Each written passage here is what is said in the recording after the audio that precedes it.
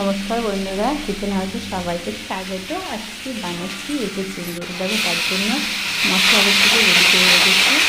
দিয়ে দিয়েছি তেলের উপর তেজপাতা দিয়েছি, গোটা গরম মশলা, আর দিয়ে দিয়েছি পেঁয়াজ করে রেখে।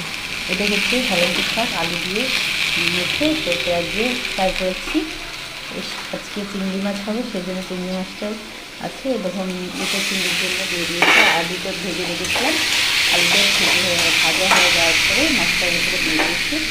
এবার দিয়ে দেবো একটু সেদ্ধ করে রাখা এঁচোড়গুলো দিয়ে দেবো।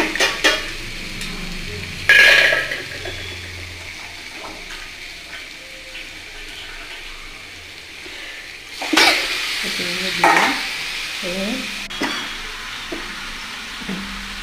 এবার চিংড়ি মাছটা বেছে নেবে, মাছের ডাটা চচ্চড়ির সঙ্গে। এবার ডাল আছে, এটা ঘুগনি ছিল, আর আবার ফাইনালি হয়ে গেছে।